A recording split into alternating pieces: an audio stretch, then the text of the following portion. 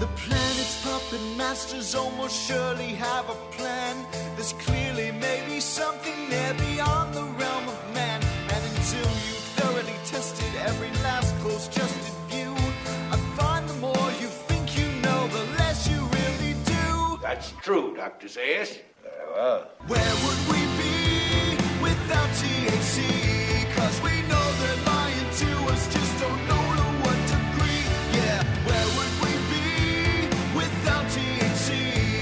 The Higher Side Chat Show, Greg Carlwood and Company. All right, folks, a smart man once told me that if you don't spend time in your own head getting familiar with your own thoughts, how do you know they're really yours?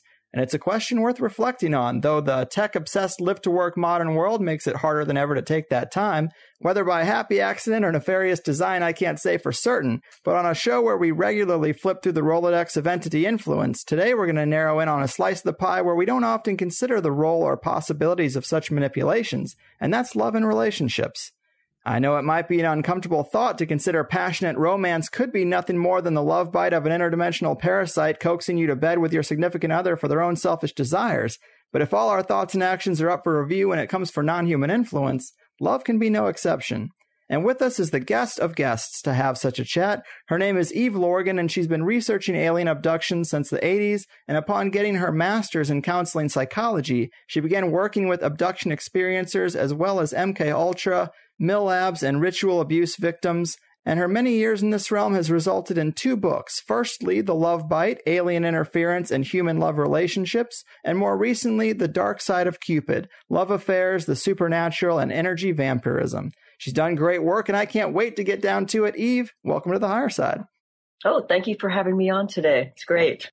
Yeah, thanks for being here. I think you have a really unique approach to these alternative ideas by focusing on the love and relationship side of things. And if you're already open to the idea of interdimensional influence in human lives, this should be kind of a no-brainer, right? Because what other area of life are we so compelled to act so irrationally? It seems almost cliche at this point. It makes sense that we should take a second look at that. But let's start out by defining some of your terms, because there is a difference between a clear-cut alien love bite and what you call a dark side of Cupid type relationship. Can you break these open for us? Well, the Love Bite book, which was the one that first came out in the year 2000, was really more about, quote, the alien love bite. And what I discovered working with people who've had multiple alien abduction histories and or alien visitations, experiences, and also those who had what I call the MILAB or the MILAB kind of experience. Mm-hmm. Many of them had their relationships engineered or disrupted or interfered with in some way by who they felt were their alien handlers. And sometimes they were, aliens or ETs or what they thought were ETs. And other times it wasn't always clear, or maybe it was, let's say, the MILAB handler who was a human, but operating in this kind of secret underground base kind of situation along with aliens. So my first book was really about several case histories of people who definitely recognized that their love connections have been engineered or set up or even disrupted for some reason by these alien beings, where they actually witnessed alien beings, coming in the room and trying to scare off, let's say, a partner who is somebody you're dating that's a new lover. Or, there's a lot of different cases in that book that basically demonstrate the hypothesis that, hey, not only are aliens doing things like the classic abduction experience or the visitations where they may be doing medical procedures or, taking you on a ship or whatever it is that you usually hear about, but they're also engineering our love relationships and actually interfering on a more subtle level. Sometimes it's not so subtle, but it will interfere with our emotional lives as if they're testing our emotional responses to things and interfering in different ways that I think many of the early researchers didn't consider credible evidence. But it doesn't really matter if it sounds credible or not. They're doing what they're doing, and the effects are very well witnessed and felt by a lot of people. So that was the first book, and that opened up a huge can of worms, although my predecessors before me knew well about this phenomena, and it was the late Dr. Carla Turner and Barbara Bartholic in particular, who really helped educate me on what we're calling the drama of the love obsession that has been engineered by certain types of alien beings. Mm-hmm. So that helped me a lot in terms of understanding what was happening, because it was actually happening to me and several people when I was having a support group. So I was doing this actually in the early 1990s or the mid 90s. I was doing a regular support group for people who've had what I call anomalous trauma. And most of it was people who knew they were having like alien visitations or maybe the military abduction element.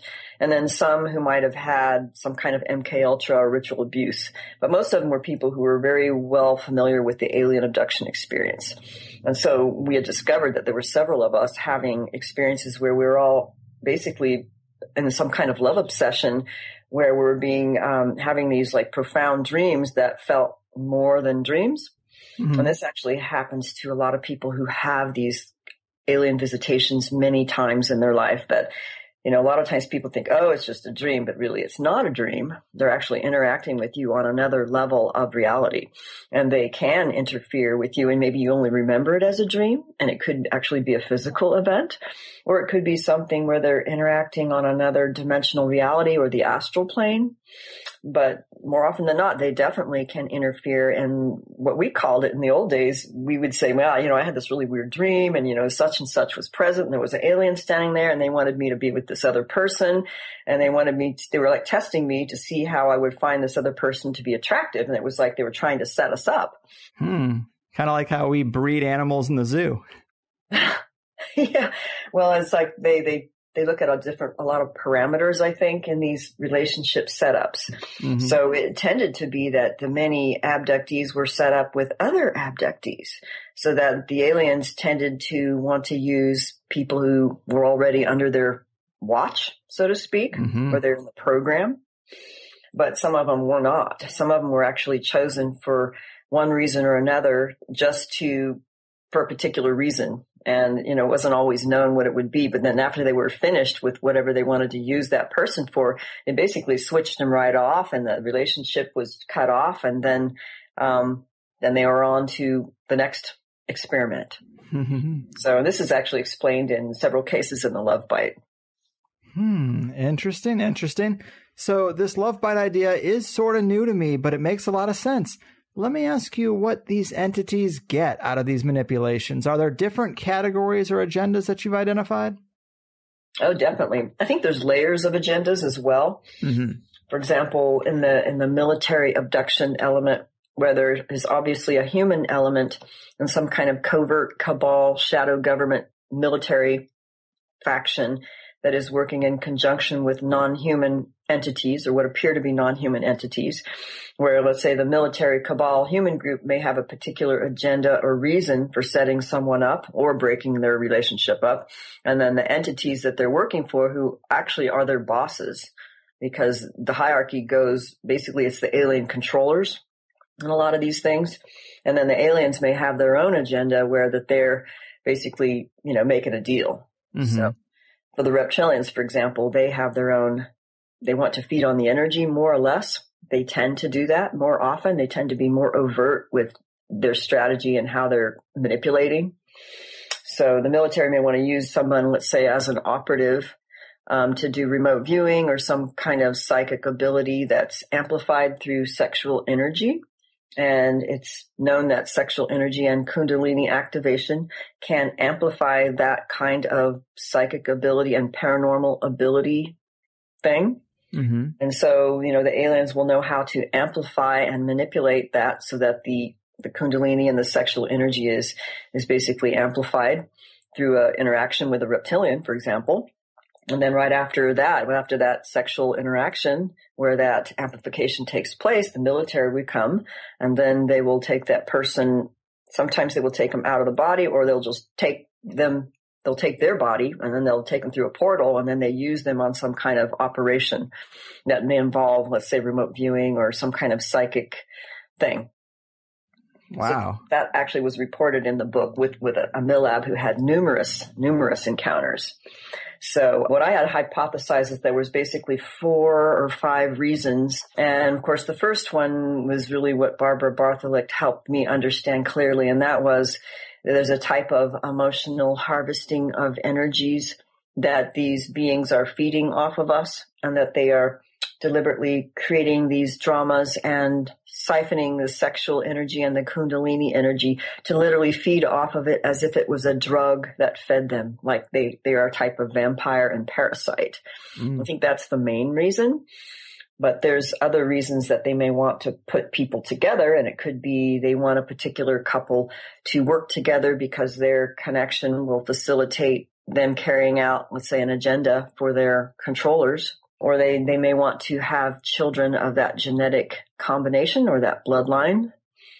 Or, let's see, there was several, like if there were MILABs, sometimes they put people together because it amplifies the sexual kundalini energy in such a way that they are better twinned pairs working together as operatives, so that they work better because they have a stronger bond, and they're part of the, let's say, the characteristics of having a love bite, for example, is you have a very, very powerful connection, and it can feel like a soulmate because it's so strong that you're literally empathic and telepathic with that other person.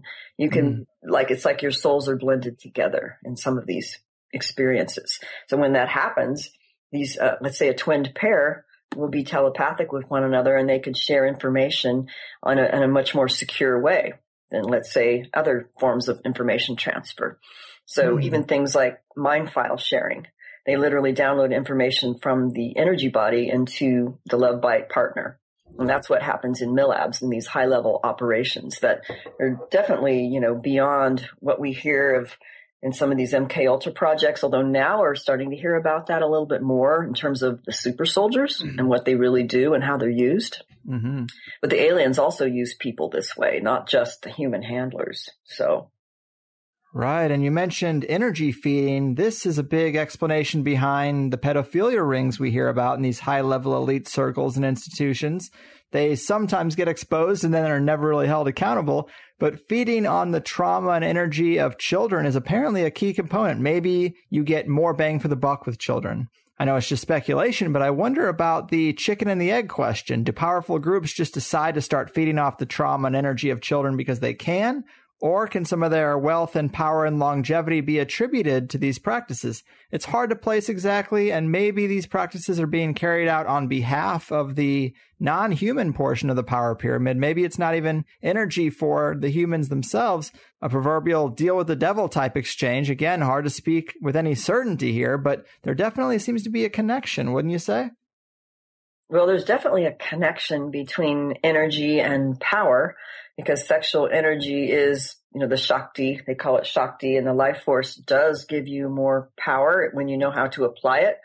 And a lot of these, I think, people who are doing it, they've been able to streamline sorcery, black magic, tantra, along with technology to amplify what they can get out of this life force energy. And it's most likely done through sexual energy siphoning or blood sacrifice, in terms of the Satanists and stuff. But I think there's an element of what I call the psychopathic, vampiric character of many of these people. Well, people who are hosted by these non-human, malevolent, we can call them archontic parasites. You can call them other names. Right. But there's a psychopathic characteristic that causes them to behave in ways that are quite perverse and corrupt and sexually perverted.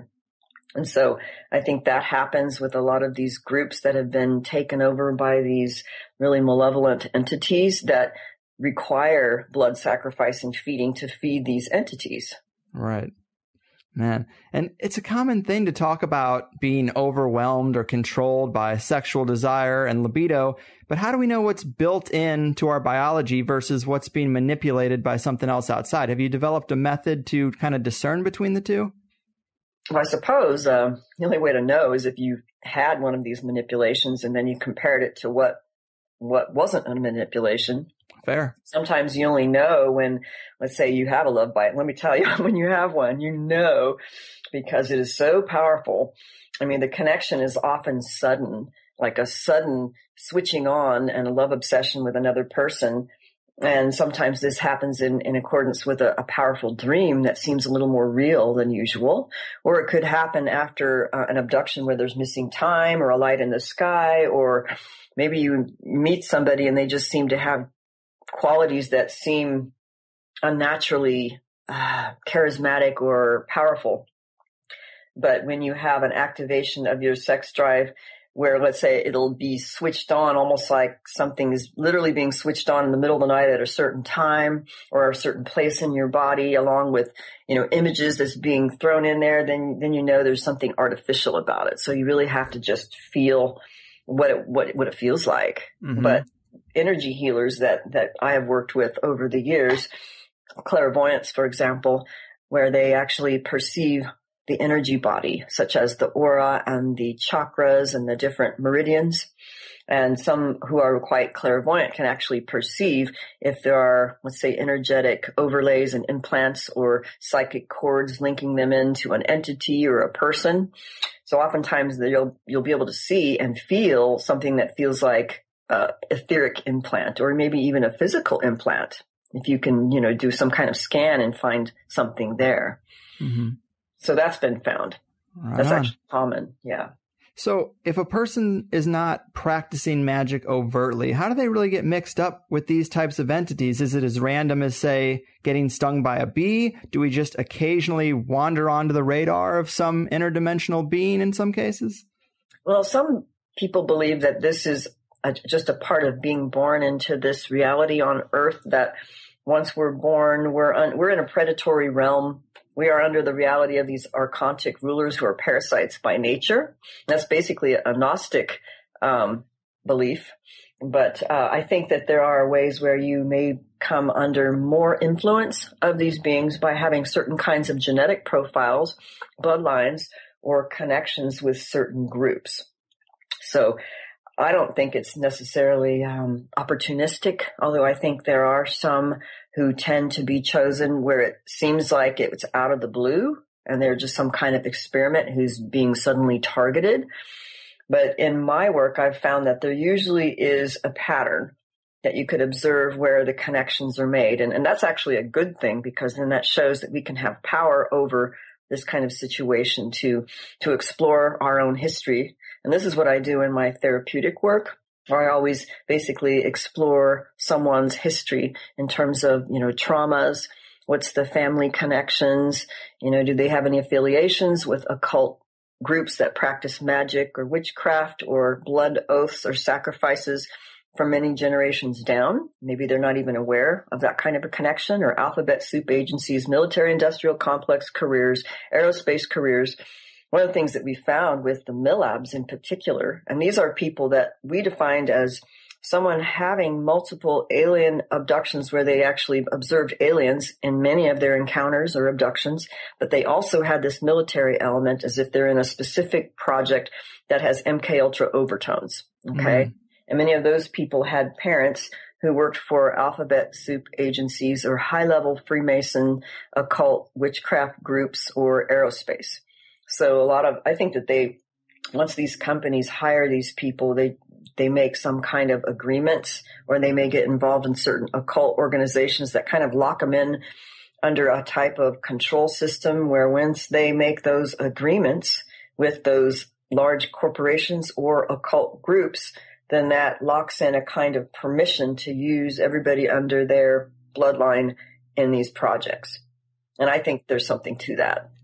Yeah, you hear about it more and more. And definitely, on the subject of the MILABs thing, I hear really three different types of cases, I guess. I hear people saying that this is a covert Nazi eugenics program under the guise of an alien abduction program, or that it's a partnership between ETs and military, like you just mentioned, or that in some cases the military is doing their own follow-up abductions on people who have had actual alien abductions to try to get more information on what it's like for these people.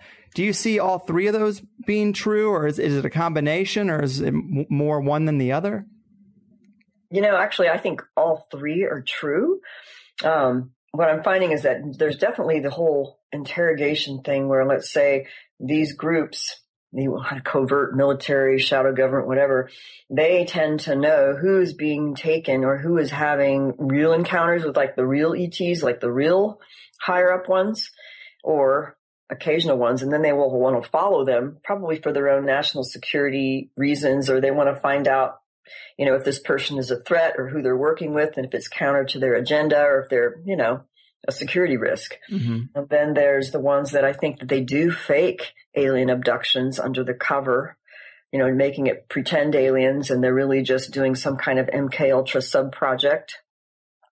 And then some of these aliens are believed to be, maybe they're nothing more than these hyperdimensional entities that come from other dimensional realms that have been invoked through these occult sorcery types of groups. And then they are able to carry out a lot of different control systems and MK Ultra and theatrical things with what they've learned through these entities to control and manipulate people like puppets. So, I think all of that's going on. One of the things that I've heard recently has to do with like the Nazi connection, which we know there's a Nazi connection with some of this ET technology and reverse engineered stuff. Right. But I think it has to do with time travel technology and what happens when, let's say, certain groups, humans, will use this, and then over time they will insert themselves throughout history so that they basically become a breakaway group or a breakaway civilization, and that maybe the time travel technology, along with their, let's say, where are they at spiritually in terms of ethics? If they are on a selfish bent, or if they don't have integrity, then they can become regressive and their genetics actually degrade to become more, just more degraded and more psychopathic. And I think actually that's what's happened with some of these like really psychopathic, vampiric, non-human entities that, they were calling them aliens, but it makes you wonder, well, how did they get that way? Because a lot of these abduction projects, they're claiming that, they're here because we need to help them upgrade their genetics, or they try to turn it around and say, oh, they're upgrading ours, but really that's a bunch of bullshit. I think they need to upgrade our genetics. I think their genetics is messed up because of what they've done, and they're trying to piggyback on us to upgrade their own consciousness because their consciousness is degraded in their genetically mutated vehicles. So it kind of goes together, all of that. Mm-hmm. So I think there is this whole Nazi connection, that there's a lot of fakery and theatrics being done in the abduction phenomena. I definitely think there's a lot of theatrics being done, and that you can't necessarily take things at face value when people are remembering things. I think you have to dig deeper and really access what I'm calling the spirit component of the person, or we can call it the higher self. Mm-hmm. So there's a part of us that knows that absolute truth. And so what I like to do in my work is to work with someone in such a way that they can access directly their higher self, their spirit, and go beyond any kind of programming or trickery or booby traps, so they can get maybe more of a pure truth of what really happened and is happening and who these beings really are. Because I think there is a lot of fakery and there's a lot of programming, and that's unfortunate, but it's true. Yeah, it's so tough to separate the fact from the fiction. And then when you study MK Ultra and you learn about just how malleable our minds and our memories can be, it's hard to separate what's actually happened to us from what just, is in our heads.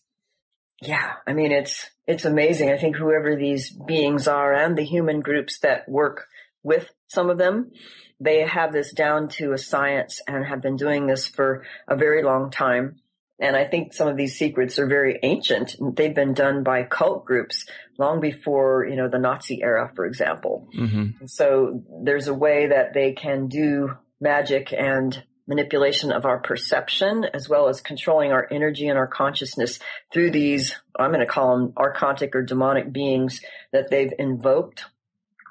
And that creates a problem. You hear a lot about that with the satanic ritual abuse. That's the more diabolical forms, but there's other kinds of cults, and then there's MK Ultra that seems to have more of a military application. But my view is that many of the people who've had super soldier quote experiences or making those claims are those who've been heavily involved in MK Ultra, let's say the high level operatives. There's usually some hidden element of what I call a kind of cult or ritual abuse, that I think that the hidden underlying pin that's allowing this and controlling the whole thing is a type of principality or spiritual interdimensional entity or entities. that have been invoked, like high-level powers that I think are under this whole demiurgic realm that's about in the ancient Gnostic literature. Yeah, I see plenty of indications that that could be true too. Can you maybe elaborate a little bit on the ritual or satanic abuse or some of the experiences from people you've talked to that give the listeners a picture of what's happening in some of these cultish circles, like what some of their actual activities or rituals might entail? Oh, well, I know that there was someone who just did an excellent radio show with Chris Hart, White Wolf von Otzigen, is somebody who shared his experiences. And he didn't really uncover all these memories until much later down the road. And that's usually how things happen. Let's say if you're a high-level operative, you're an assassin or a super soldier, whatever it is, sometimes you don't come to the awareness of your complete involvement on all these different levels until you go through recovery and healing and therapy for a period of time. So he actually shared the ritual cult abuse element that he discovered through his healing process that was involved. And his was a hardcore, heavy, like, malevolent cult, like a Lilith cult. But not everybody has something that's that like diabolical. Sometimes it's something as simple as, I remember one gal, she was really into the Egyptian thing and she had a lot of alien abductions, but they seemed to be just, quote, alien graves. But then on occasion, she would have memories of these aliens dressed up in robes, like involved in a ritual kind of thing. And or in a like underground base in Area 51 and be like, why are aliens, like in robes doing rituals in like Area 51? I mean, that doesn't sound right. That sounds kind of like something else is going on and it's under cover of something else. Right. So every now and then, like if somebody has memories of a lot of blood or sexual abuse or sacrifice or death or being taken where there's people dressed in robes, and sometimes it's just a ceremonial memory that you might have in a dream where people may be dressed in costumes and there's some kind of Masonic feel to it or Egyptian deities being spoken. Then you have a clue that there's some kind of ritual element being done in that person's life. But it's not always available into the memory or the consciousness until they do a lot of recovery work. That's my experience anyway. Right. And that's kind of what makes it hard for me to really adopt as a solid truth that I can depend on. I love hearing the stories and that's very fascinating to me, but I'm always a little skeptical when someone tells me that they got their memories way later, then they all came back later or after they were involved in hypnotic regression, because I just am not sure how, memories get into our mind. And sometimes I don't know how reliable those types of memories are. That's a good question. I mean, sometimes our memories can be messed with mind control and hypnosis. Many people remember things without the aid of regressive hypnosis. And they may, when they do a good investigation of their history, they'll try to find things in the past and corroborative testimonies by family members or people that will remember certain things that they remember, and they could go and check the facts. And, that's the best way to do it if you can. But oftentimes, trauma is the way we react to it or respond to it is that we will repress things until such a time that we feel safe and are ready to actually process that actual memory, because it is so full of emotion usually or very shocking things that we cannot handle that as a child or the age in which we had it. And then you add on, the mind control on top of it that they don't want us to remember. There's a lot of these security issues. So when you're being used as an operative under mind control, you have all this extra stuff that they do to make sure that you don't remember because it's a security issue. So it's really amazing that we remember it all, actually. Yeah. And on the subject of the MILAB stuff, I've had guests who talk about innocent seeming screenings and testings in grade school to actually be programs to seek out psychically gifted or intuitive kids. And we know that the military used to screen their recruits for involvement in special programs that are related to these kind of psychic effects. What do you think the military is doing here today? Are they still involved in these things? Are they just trying to find people that could maybe open greater channels of communication with the other side? Or are they more deeply involved in working towards something more nefarious? What are the experiencers that you're talking to? What indications are they giving you? Well, I remember that's something that we shared in our support group early on, actually. It was more the MILABs in particular, or the people who had a lot of abilities. And then we would just share, like, you remember when you were a kid in elementary school and then they do these like hearing tests, and then you'd always have to they'd call you like 2 or 3 times and then set you off in a different room. And then they would be going, you can hear that.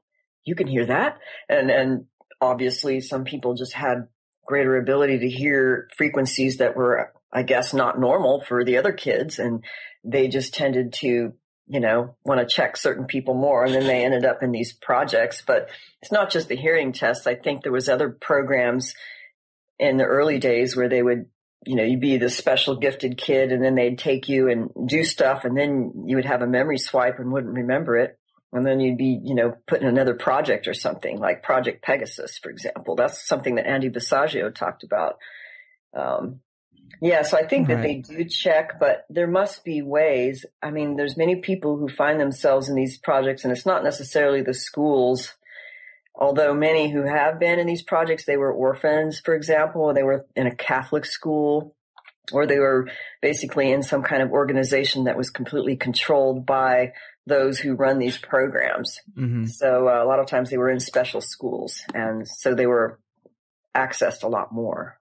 I mean, I think they know by a genetic signature, or if you're in a certain bloodline, or even maybe there's a frequency signature that they could read when when you're born and come into incarnation. Then it's as if they have some kind of way to detect certain people who are extraordinary. Mm-hmm. And I don't know if they all are. It's just that seems that way. It's like these high vibrating people who are really aware, they tend to get targeted really bad.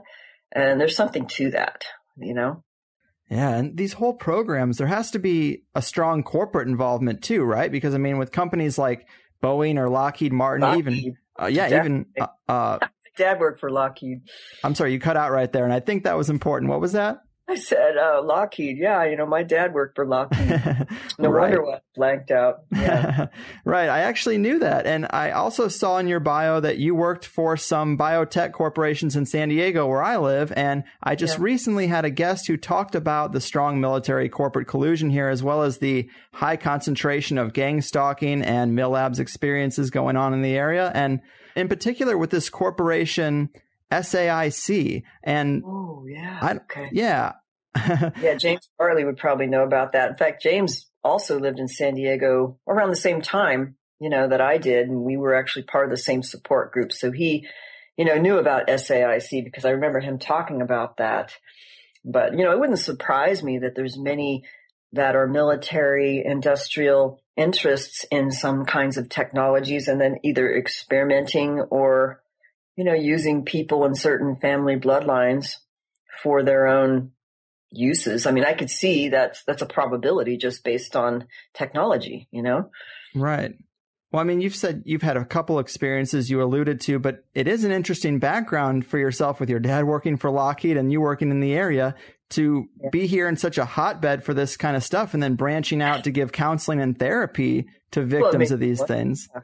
Absolutely. I mean, there's always this process of awakening.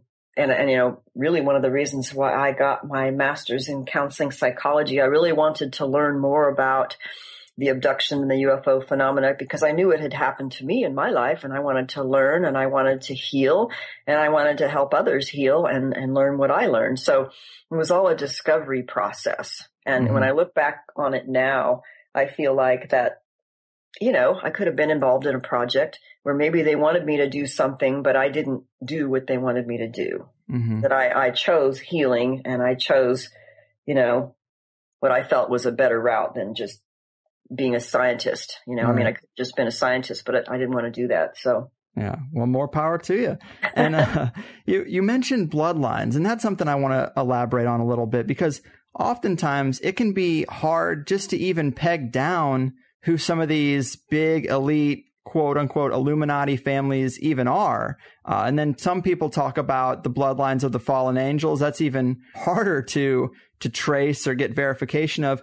Can you give us some more details about that element, how you actually parse out a particular experiencer's background and determine that they are part of a branch of some high-profile family tree?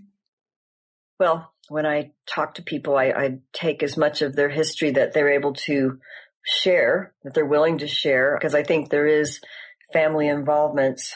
And to me, it's definitely bloodline. So sometimes you could tell by the surname, or you just trace it back, whatever line, and find, is there a name that's like related to royalty that you could trace back in history? Sometimes you can, sometimes you can't. And then, there's blood type.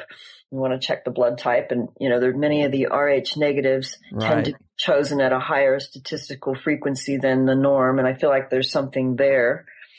Although, sometimes you don't know unless somebody just tells you, because they know they're in a family that's a high-level Illuminati bloodline that's involved in occult activity. But I think most people are not that caliber. But the high-level bloodliners, they're going to be involved in things that are more overt, like the things that Svali talks about. And she was actually from the San Diego area and helped train many people. So she explained a lot of the classic Illuminati training scenarios and the kind of things that happen to those families and what they do. Mm-hmm. And so Fritz Springmeier also discussed that, like how that happens in the Monarch MK Ultra related SRA programming. But the people that I'm working with, you don't always see such an overt high level bloodline red flag, for example. It's just not so overt. Mm-hmm. And I think now with many of the MILABs, it seems like as long as they have spiritual permission to work with the person through some agreement of entrapment that's based on a spiritual law, and that in conjunction with some kind of genetic signature that they want, then they can just up and take you. And so it's as if you have those desired qualities, then it's as if those things in your life are engineered in such a way that you have a type of systematic trauma that may come through, quote, your family or your work or your relationships, or even just happen only in the abduction or the other dimensional realm. Mm-hmm. So it's not always so clear cut and overt now. I think it's because their technology is so good that now that they know how to do it so well, because really, if they want to use you as an operative to carry out an agenda, they want to cause the mind to be traumatized, to dissociate, so they can program it with personalities, programs, abilities, and overlay it with, let's say, attached entities or demons or whatever you want to call them. And that's basically what they want to do when they use you as one of their own. Yeah. So they want all those qualities along with high intelligence, right? And just an ability to do whatever they want you to do. Right. So you don't necessarily have to, it doesn't have to show in your outer life. Mm-hmm. Yeah, it can be subtle. And I do think that is a really compelling angle, the idea that, having a grandfather or a great-grandfather who was involved in Freemasonry or some secret society, this idea that they have blood oaths or offerings for future generations in exchange for, wealth and power in their own life. I think that's really interesting. And it seems totally possible to offer up your unborn child to some entity in exchange for wealth or power. I'm interested, though, in the logistics of such a deal. Have you looked into what makes a covenant like that binding? Because if I did something like sold my soul to Satan on a piece of loose leaf paper on the third grade playground, I would hope that that doesn't actually count for anything. But what do you know about these type of agreements? That's a good question. Actually, I came to, understand more about the spiritual laws through what I call the Aboriginal Dreamtime Healing and the Laws of Lore. And that's actually an Aboriginal kind of understanding of how reality works with the spiritual worlds and the dreamtime to why certain things happen. And there's things that we call agreements of entrapment. And sometimes they're actually quite subtle and they're not as overt as like signing a contract or making a deal during a ritual. But I think that when rituals are really done, when you're really making a contract, it is binding. They're usually blood oaths of some. There's always some kind of blood involvement in that, or signing. Getting your agreement is really important for these beings. Getting some kind of agreement, because they have to work by their own laws too. But whether or not they're binding, if you were like a kid, I don't know. I think that we're learning through things like holographic kinetics, although this is all very subjective, because this is what happens in a clearing process where we're accessing spirit, and spirit's taking us to the origin of a particular trauma or issue where we know there's some kind of pattern or interference going on. Mm-hmm. And so we just take where the spirit leads us, and then the spirit might show us a particular experience where something occurred, where it was a trauma, or where an ancestor did something and made an agreement. And so we basically cancel it out. We go back in time and you cancel it out and you recreate something that you want, and you get rid of the entities, and you basically change the past, change the present, and recreate your future. So you have the power to do that, as long as you can work with your spirit and work with someone else who's in agreement with you to do that. I think you could even do it with prayer personally, that you could just pray that you want to cancel all those contracts that might be in your family line, to make sure that, you're out of that game, and you don't want to take part in any game that you're not aware of how you might be accessed in some way. So that's interesting. Yeah, I love the idea. I mean, I've had guests talk about the financial success of certain groups like the Knights Templar and their worship of Baphomet. And it's a bit of a paradigm shift when you start attributing super successful factions of the elite with these individual entities like Baphomet. I mean, they had to be getting something out of the deal. Maybe it's the offspring of these people. Oh, sure. I mean, I know I have worked with people who are sought after for one reason or another, and I believe there's certain bloodlines that are very sought out because they have certain abilities and lineages that for some reason they want them, and that they will make offers to people. And a lot of times when they make offers, it's not always like something that's happening in the 3D world where they, at a boardroom and they offer you this contract, blah, blah, blah. A lot of times they do it subtly, and then they'll come into your dreams, but they make it very well known. This is not a dream, and this is what we're offering you. And they will offer you whatever you want if you just do what they want. Believe me, that happens a lot. Right. And you can accept it, but then nobody ever knows because it's done on this other realm, but it's just as binding. Yeah, and if you think about this reality as illusionary in nature or holographic, the idea of giving up a part of yourself for a piece of the hologram seems so backwards. And these entities probably are just laughing all the way to the bank. They're like, I got a piece of something real, and all I had to do was a little abracadabra over here and show them a shiny car or some green pieces of paper in a vault. And now I got the only thing that really matters in this life. Yeah, essentially, because it is our power.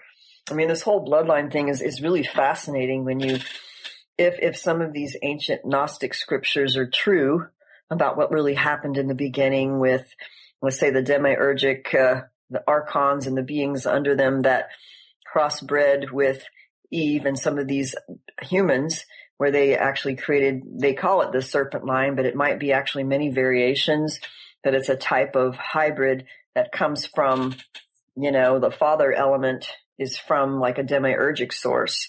So there's many lines that claim that they're under a different fallen, you can call them fallen angels. And then there's those that are supposedly of the more pure spiritual race, that in the Gnostic literature, they call it the Sethian race, the spiritual race, which is basically just like Adam and Eve, or the pure human spirituals that our spirit came from the eternal realm, whereas the demiurge is a secondary creation that did not come from the eternal realm. That's why we have more spiritual power than they do, but they're always trying to trick us and control and manipulate us to take our power so we don't know we have it and just do all these dumb games, right? Right. But supposedly there is a certain line of humans that have a greater spiritual faculty of remembrance, and in Gnostics they call it acquaintance. It's really remembering who you are. And remembering the eternal realm from where you came and reconnecting with that inner knowing. And so I think that there's bloodlines where you have a little bit of more of those qualities, and you find it, like I've worked with people who, let's say women who claim that, they're just sought after like friggin', I don't know what you call it, but they're just these beings are always after them for some reason. It's because they have a genetic quality or their blood. They have the starfire thing, and that's, these beings come after them because they have this quality and they have superior psychic, I don't even want to call it psychic, spiritual remembrance and abilities and awareness. And so they're sought after. And then what these darker bloodlines will do is they'll seek to intermarry and interbreed with the pure ones because they want to hijack, control, and exploit the pure power that comes from the other one. And so that's what a lot of these bloodlines, they're intermarrying so they can take the true spiritual gifts from the true spiritual race. And so now all we have is just a mixture of all of that. Now everybody's probably some hybrid, right? Right. So they're after certain lines more than others. And there really is a real thing that, and I read this actually in it was a French translation, because I think the French and the Europeans know a hell of a lot about this kind of thing. That there is something that is passed on from in the bloodlines of spiritual gifts that will happen, let's say after somebody dies, and then within a month or less or whatever, then the ancestor who is the remaining living ancestor will receive spiritual gifts of the one that just died, because there is something that is passed on through the blood. So there is something to that. Yeah, it seems like we can say there's a lot of different things going on, but still only to a fraction of people. And skeptics probably roll their eyes and ask, where is the hard data for some of these wilder claims? And a smoking gun is probably always just going to be outside of our reach for a lot of this stuff. But anecdotally, just look at some of the major players that we do know about.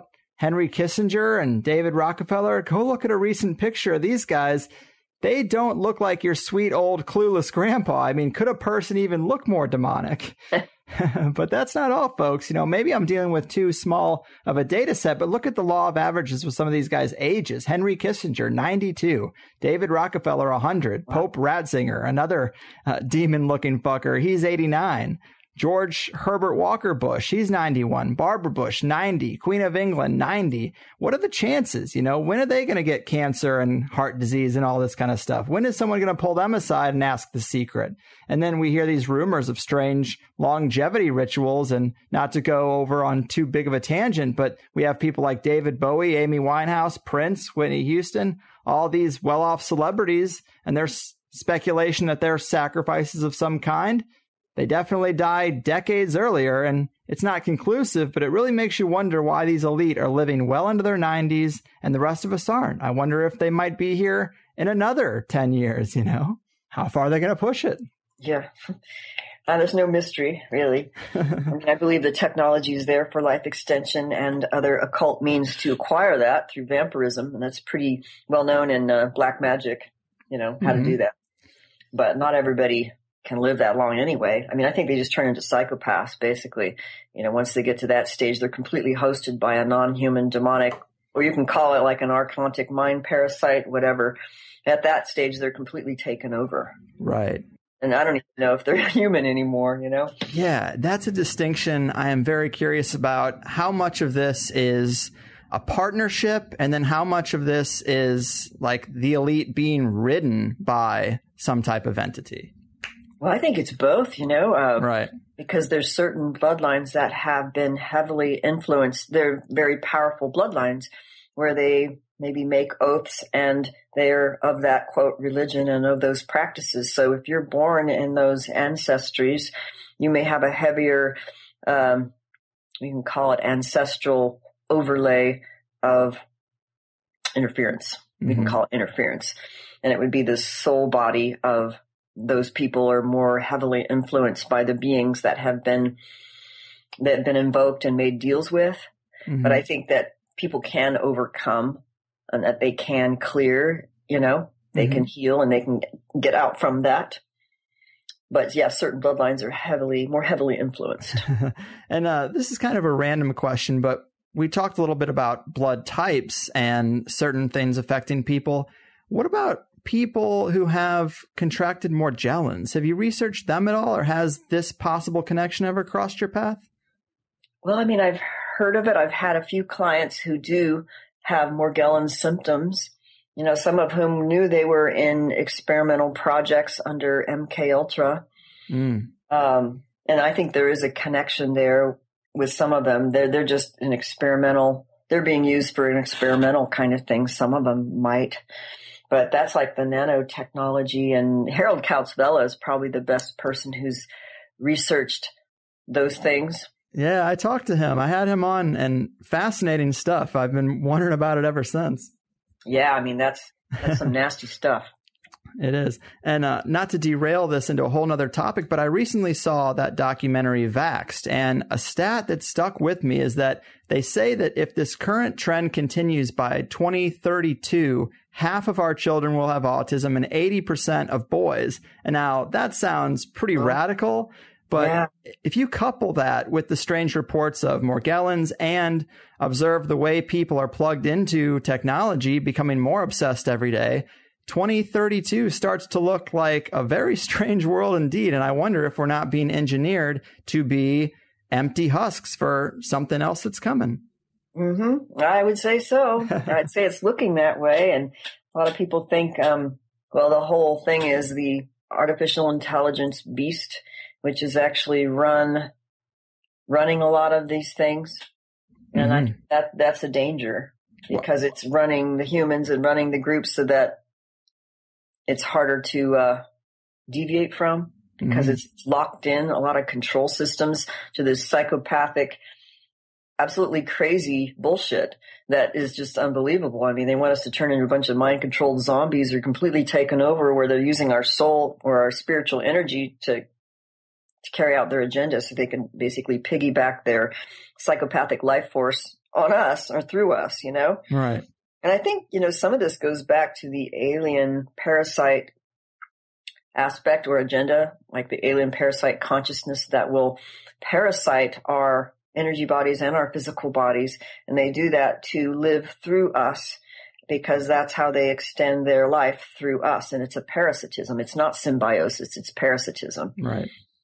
So it's something like that, because they want to, like in Malanga's work, and this goes back to Corrado Malanga of Italy, worked with alien abductions for 25 years. Right. I've heard you reference them before. Yeah, and I really like how he's been able to explain this in his own evidium theory, which is in Italian, but it's basically we have three components of consciousness within our body, the mind, spirit, and soul, which if someone is, let's say, integrated and healthy and really in connection with their, quote, spiritual remembrance, they're going to have this integrated consciousness that can seal off a lot of the interference because of the integration factor. But in people who've been traumatized over and over again, especially by these alien parasites, they have the incoherence between the mind, spirit, and soul, such that we don't have a clear communication between, let's say, the mind and the soul, or the spirit and the soul, or the mind and the soul, so that you can't have access to that part of yourself.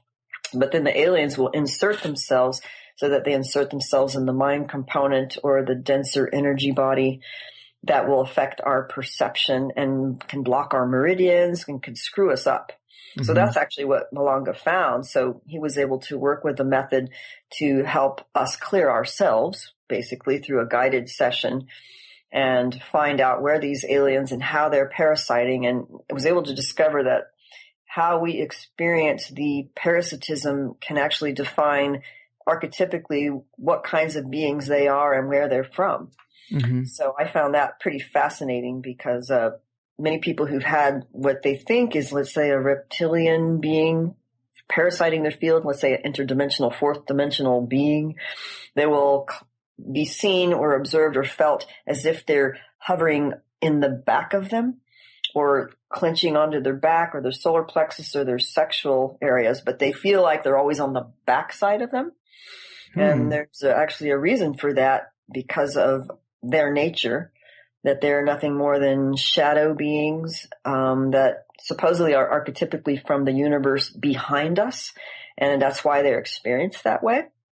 Whereas if we have a being that's parasiting us that's from our own universe, it's not felt that way, or it's not experienced that way. It's experienced in a different way.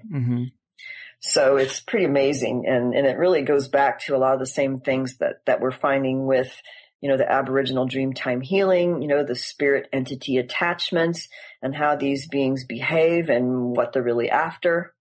So I think it's a lot of the same thing under many different names, because these beings, many of the alien beings, I think they use many different forms and masks, but that's why it's so confusing when they talk all the different alien races, and no, it's this one and it's that one and da da da, and it gets so confusing. I think they use many different masks, and that's why it's so confusing. So we really have to, find out what is their energetic signature, and what are they doing to us, and are they speaking the truth? And you have to use a more refined discernment process. Right, you definitely do, and we are getting kind of down to it, but your work seems to take you all over the strangeness map. What seems to be the latest piece of the puzzle that has your attention? Where is the work going? Well, I'm having interest in understanding the multidimensional aspect of our being and the remembrance that we have with our spirit in, let's say, the eternal realm of being,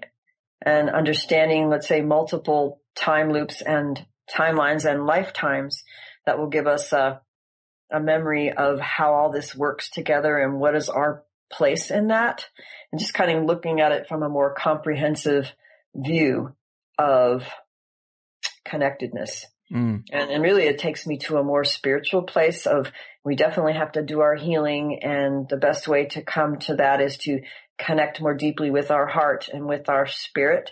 And once we make that connection, then all else is basically kind of revealed to us in terms of what we really need. Mm-hmm. And that's really the safeguard, is once we make that self-connection, then we come to a better understanding of everything. Right on. Well said.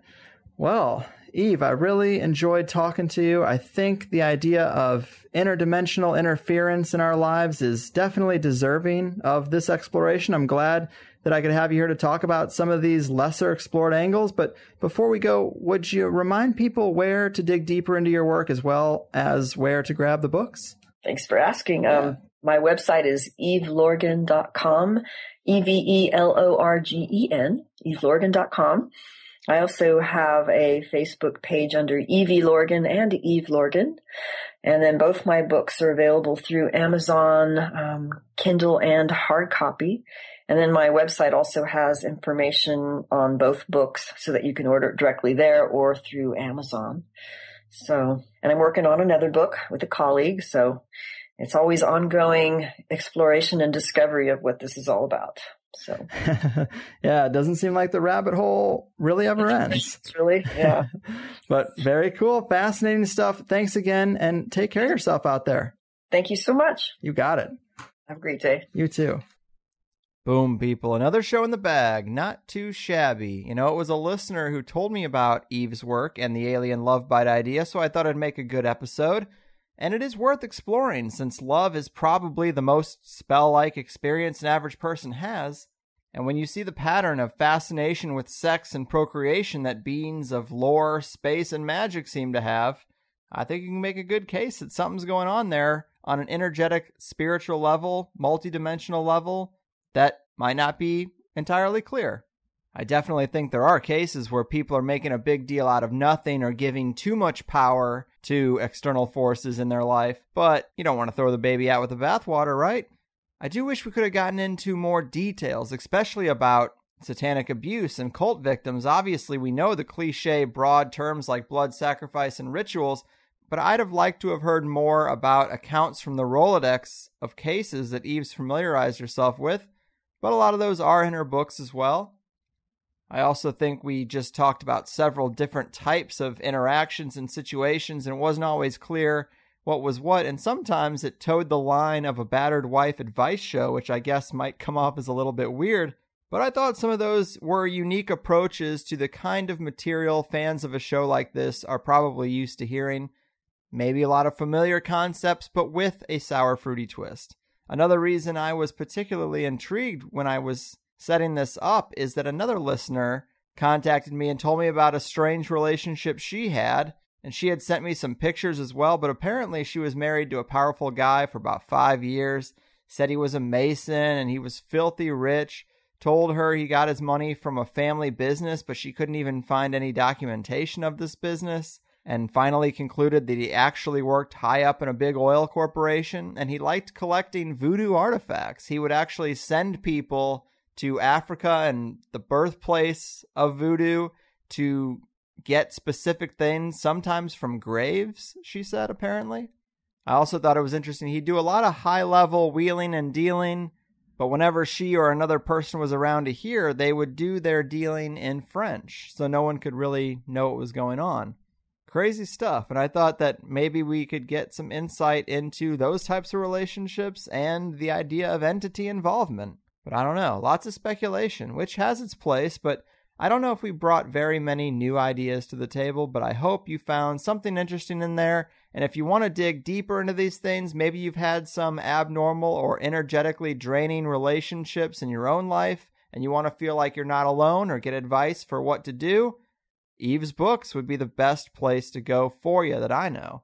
And I do apologize for the delay. I know it's already the 15th of the month, and this is only show number 2, but I did have some scheduling issues. Had to push a show back from when I thought it was going to be recorded and didn't really have time to fill that void. But we are back on track now. We got Eve today. I just recorded a show with Melinda Leslie, who you might remember Robert Guffey bringing up when we discussed his book Cameleo and the SAIC Corporation and its weird ties to the Millab abduction experience. And then we're going to be talking to the Dark Prince of Chaos Magic, Gordon White, once again. He has another new book out. This one's called The Chaos Protocols, about success magic in the new economic reality. And I have been reading it and loving it. You'll even find a quote of praise from me in it, which is a bit of an honor. But that's going to be a great one. Really psyched for that. And then I have some other interesting interviews scheduled in the next couple weeks. I hope they go according to plan. And if so, we might be able to blow a few minds. But until then, take care of yourself. I still have some conspiracies I'm trying to clear out that are 50% off at conspiracies.net. And that's pretty much it for me this week. Your move, Cupid, Energy Vampires, and Alien Love Biters. Your fucking move. I put a spell on you because you're mine.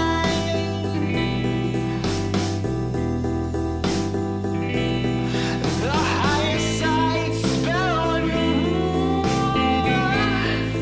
Watch out, I ain't lying.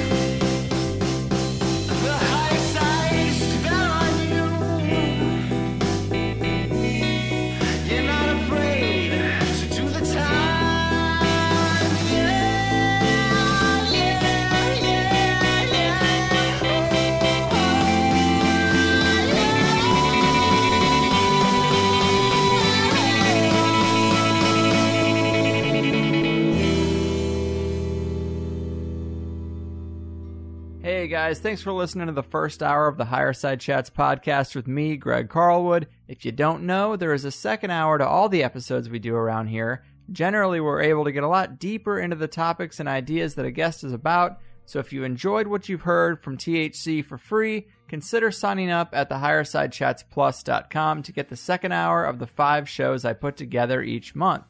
I never really wanted to be a paid subscriber podcast, but I really hate the idea of spending airtime promoting some product that's completely unrelated and telling you the best way to support the show is to buy an audiobook or new underwear by mail or something crazy like that. So instead, if you like the show, double your time with it for $5 a month and let's cut out all the other shit.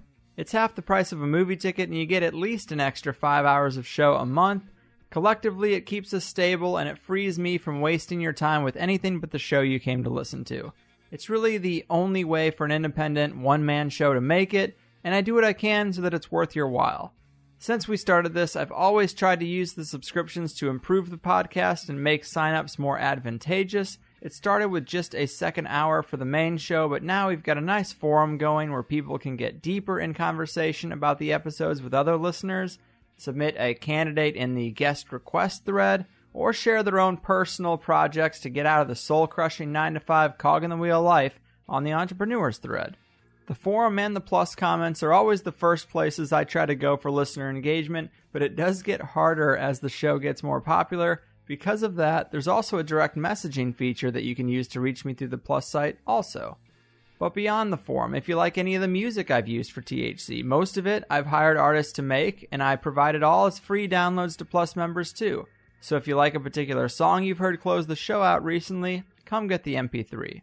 I should also mention that if you don't like the idea of paying $5 recurring every month, I get that. You can buy 3 months, 6 months, or a year up front and just be done with it. I have plenty of listeners who send checks and money orders to the P.O. Box too.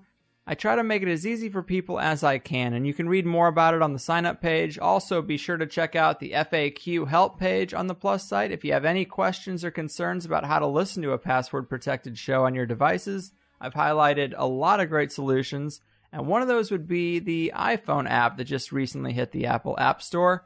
A super kind and talented listener made it for us, and you can use it to stream or download either the free or the Plus show. If you're on Android, I'd use Pocket Casts or Podcast Addict and subscribe to the feed manually that way.